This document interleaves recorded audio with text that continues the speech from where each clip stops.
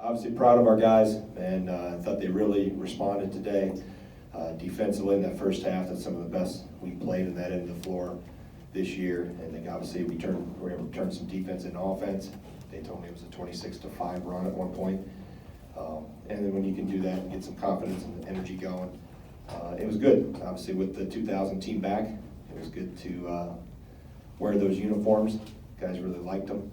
May try to wear them again. I don't know if we can do that, but like I said, just proud of all the way up and down the lineup, the guys that played. Everybody did something positive to help us out.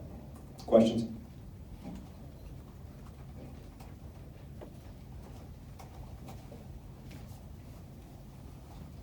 Jeff, Greg, you tweaked your lineup so that kind of changed your rotation a bit, but your bench ended up contributing, I think, 30 points. Guys like Anderson, Pritzel, what was the key for them today in contributing in whatever way they did in your eyes? Well, I think Trevor helped. He got to the basket, got a couple free throws there. Brevin, I thought was really comfortable offensively.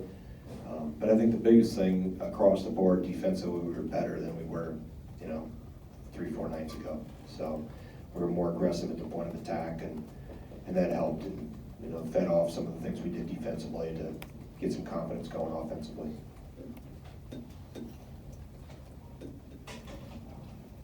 Jim, what did you think of Aleem today, specifically on the glass? Good. 10 points, 9 rebounds, 3 assists. Thought he was active. Big rebound there late. He got fouled on it. Got to the free throw line. So he contributed a lot of good, positive things. Tom? Why do the players want to wear those uniforms again? They like how they look. I mean, they like they're sharp. Yeah, they like it, and obviously they feel really good. I asked him a couple days ago. I said, hey, typically when we go into a season or have new uniforms, we always wear them in practice just so they can get a feel, so they're tugging at them or looking at themselves in the mirror, how good they look in the uniform. So I said, hey, do you want to wear them in practice? And they said no, we'd already tried them on. They felt just like the other ones, the regular ones we wear. So I said, okay, it's your call. But no, I thought they looked sharp. The design people did a good job with them, and always helps when you play well in them. Did it mean much to have those guys here? It was awesome. And for you, with Dick, and Dick being a mentor of yours? Yeah, it was great because they were all at practice, or most of them. Trevon Davis wasn't. His kid was playing in a high school game yesterday, so I just got a chance to spend some time with him. But there was a large portion of them that were back yesterday and were at practice. Coach Bennett, got a chance to spend some time with him in my office before practice, and then obviously popped by their reception they had last night. But it was good. It was neat to watch them all interact as we practiced on the Kohl Center floor there up in the stands, and they didn't pay attention to practice. I kept looking up, and they always had their backs were to the court, and they were talking to the people behind them and reminiscing and catching up. And like most teams, when the further you get from that time period when you played, the stories grow. So I'm sure there was some tale telling that went on yesterday and last night. But I heard the halftime thing was great. I didn't see it obviously, but it's special to be able to have those guys back and have those people, and they realize how, like I've told my guys, the further you get from that last one, you're going to reminisce and enjoy the people that you're on that journey with, and it's very evident with that 2000 team. Jim, how do you explain the disparity home versus away this season? I know you've been asked that before, but it's just, you look so much different here than most other places. Probably so does most teams in the Big Ten. So I don't know if we could find the answer and bottle that, sell it, and you have a lot of coaches lined up to purchase it. I mean, you think about it, you should be better at home. You practice more at home, you sleep in your own bed, you eat the training table in the same place, you dress in your own locker room. I mean, I guess I've never realized why that would be a question, because you're more comfortable at home. George, back? Coach, Aleem mentioned how you got on him to be better at point of attack on defense, like you mentioned. How important was it to see them respond in that fashion? And then it also translated to the offensive side of the ball, too. Yeah, I mean, anytime you can, I don't know what our deflection total was, but it was pretty high. But yeah, being more aggressive and having that mindset, I thought we were in a much different mindset in terms of aggressiveness than what we were in our previous game, and that was good to see that they responded. Jeff? Greg, Trice led you with like 8 assists tonight, but I think we're 7 guys had a decent win. A 2-part question: how well is he doing taking care of the ball and running things recently? And how good is the ball movement overall? Yeah, I mean, he has 17 assists and 24 baskets. You're moving it pretty well. And when you get, especially in that run in the first half, we had a lot of ball changing sides of the floor quickly. It popped, and we had open threes. But I thought Dimitri is really starting to evolve into a point guard. I mean, his numbers have been consistently very good. You know, we've got to work on some things, you know, as we're icing games away and shot clock situations, but that's for me to help him get better at and see things a little bit better. But like I said, he's really becoming a very consistent, solid contributor and good leader at the point guard position. Over the right? Coach, you mentioned the high deflection rate and a lot of turnovers forced on defense. There was also a lot of blocks and steals. What made him seem, it just seemed like there was extra juice. Were there any adjustments, or do you think it was just maybe motivation, looking to respond? It's competition. I mean, they want to play well.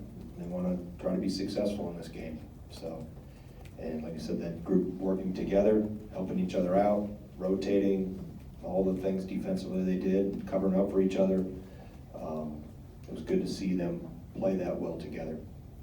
Coach, when you look at a guy like Brevin, how has his role evolved over the last couple of years, and how he's just been able to adapt to each role, whether it's coming off the bench, etc.? Yeah, I think one thing with regardless of their age, because it doesn't matter. I've watched freshmen struggle up and down with confidence. I've watched seniors struggle up and down. But you have to, and it's hard for a coach to give that to them. They have to find it themselves in terms of your confidence consistently. But I think he's, you know, at his own pace and in his own journey has become more comfortable in terms of how he can, you know, not worry about missing a shot. You know, 2 years ago, he goes 0 for 12 in a game, and it bothered him for like 5 days afterwards. Now, he's running by me going, I'm gonna splash the next one. You know, I got the next one, and wants those opportunities, like telling me what to, he's always calling his own number in those huddles. Run this, but no, it's good. He has a very good sense for movement without the ball, how to take advantage of things. It's always good to have a player on the floor that can get a feel for that in the action that maybe you don't necessarily see from the bench at times. Gennaro, over the right? Greg, if you look at these last 2 home games overall now, what do you like most about how your players have responded to some tough situations? Well, I think they've just, you deal with the day at hand, and whether you win a league game, lose a game, you learn from it and you move on, much like life. So we learned from what we didn't do well in Minnesota. We were faced with some of the same challenges today in terms of what Ohio State was going to present, and we were better. We played better for long stretches of time. So I think the one thing is, you know, they're resilient and they learn, and they're always ready for the next challenge. So that's what makes them so fun to coach and fun to be around. Zach? Greg, you went with Micah in the starting lineup today. What went into that, and is that something that maybe you'll keep going with, or is it just going to be matchup based? It was matchup based in large part because Ohio State didn't have Kyle Young the last time we played him. He was out with appendicitis, so they were smaller or more of a 4-guard lineup with Andre wasn't at the 4. So this time, having them change their lineup, and then what I've seen from Micah and how he's become more comfortable, I thought it was a good time to, you know, throw him in the starting lineup from a matchup standpoint. We were able to match Young and Kyle or Caleb wasn't. Over the left? Greg, every Big Ten team has at least a 2-game losing streak this year in league play. Some teams pick themselves out of it, some teams don't. You touched on this a little bit, but the challenge this year of dusting yourselves off the mat, how hard is that in the league this season? What makes this year different than other years to try to find your way out of a tough stretch? Well, I think you just look at the depth of the league. I mean, you've got 14 teams, and I know Northwestern and Nebraska have had a harder time maybe getting some traction going, but you can't come up for air. I mean, there's no get well games. We're gonna have our hands full next Saturday night at Nebraska. So I think just the depth has never been like this. I don't know, the bracketologists and all that thing, we're a long ways from that yet, but it's just really, really competitive, and there's no easy night. And I think as long as you don't get consumed in that, you can't get too high, you can't get too low.